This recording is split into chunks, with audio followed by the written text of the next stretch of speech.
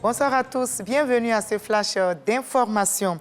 Nous vous proposerons dans le 20h d'aujourd'hui une analyse du discours du président de la République, Alassane Ouattara, prononcé le 6 août dernier à la veille de la célébration de l'indépendance de la Côte d'Ivoire. Que retenir de l'aspect économique de cette adresse? Quels sont les efforts déployés par l'État pour répondre aux attentes des populations? Le chef de l'État, dans son discours, je rappelle, s'est engagé, entre autres, à mettre en place un plan actualisé pour plus d'efficacité dans la lutte contre la vie chère. Nous vous proposerons donc un décryptage ce soir dans le 20h. La Côte d'Ivoire va accueillir bientôt un sommet mondial contre la pauvreté. Ce sommet économique va rassembler des chefs d'État, des ministres, des leaders du secteur privé et des banques de développement multilatéral. Le Premier ministre Robert Beukri-Mombé a reçu aujourd'hui même la délégation de Global Citizen et ses partenaires qui sont donc les initiateurs de cet événement. Et ils ont évoqué ensemble les préparatifs de la rencontre dont l'enjeu est clair, mettre fin à l'extrême pauvreté en Afrique. Alexis Vouedraogo. Une rencontre pour jeter les bases de l'organisation pratique et toute la logistique nécessaire pour un sommet économique en vue d'éradiquer la pauvreté en Afrique. Voilà l'essence de ce rendez-vous entre le Premier ministre ivoirien Beukri-Mombé et la délégation de Global Citizen, Bridgewater Associated et Harry General Partners. Cet événement va être organisé en partenariat avec le gouvernement de Côte d'Ivoire. Il va rassembler des chefs d'État, des ministres, des leaders du secteur privé et des banques de développement multilatéral.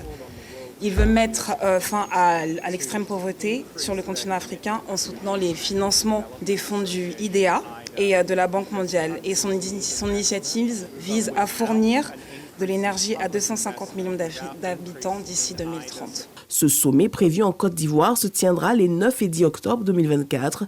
Fondé en 2008 sous le nom de Global Poverty Project, Global Citizen est une organisation internationale engagée en faveur de l'élimination de la pauvreté. L'organisation de ce sommet, le tout premier en Côte d'Ivoire, permettra de sceller de nouveaux partenariats. L'axe d'Akayam-Soukro se solidifie. Le général Biram Diop, ministre des Forces armées de la République du Sénégal, séjourne en Côte d'Ivoire depuis quelques jours. Il a été reçu par son homologue ivoirien, le ministre d'État, ministre de la Défense, Téné Birahima Ouattara. Ils ont parlé renforcement de la coopération militaire et sécuritaire entre leurs deux pays, ainsi que la situation sécuritaire dans la sous-région. On en reparle ce soir à 20h. La ministre Mariatou Koné lance la réforme du curricula au collège. Cette initiative du ministère de l'Éducation nationale et de l'alphabétisation vise à moderniser et à adapter le système éducatif pour mieux répondre aux besoins des élèves des Côtes d'Ivoire et aux exigences du monde actuel. La réforme curriculaire dans les collèges s'inscrit dans le cadre des recommandations des États généraux de l'Éducation nationale et de l'alphabétisation. Malheureusement, les nouvelles en provenance de Paris ne sont pas trop bonnes pour notre pays. Le relais 4 fois 100 mètres dames au JO prend fin pour notre pays. Les sprinteuses ivoiriennes ont été disqualifiées pour la finale du 4 fois 100 mètres. Et cela est dû à une erreur de marche à plusieurs reprises sur la ligne de gauche par Muriel Aouré. La décision du jury a été donc sans appel pour nos représentantes qui se voient ainsi privées de la finale.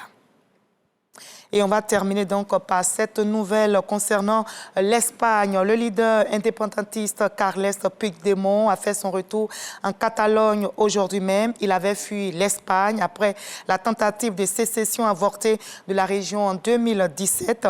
Notez qu'il revient donc après 7 ans d'exil, mais c'est une apparition éclair pour prononcer juste un discours le jour du vote d'intronisation du nouveau président régional. Il faut dire que Carles Puigdemont a de nouveau disparu après ce discours qu'il a prononcé. Et nous, on va apparaître à 20h sur ce plateau pour l'actualité nationale et internationale. Mais après ce Flash Info, je vous invite à suivre l'info régionale pour avoir toutes les nouvelles de notre très belle région ivoirienne. À tout à l'heure à 20h.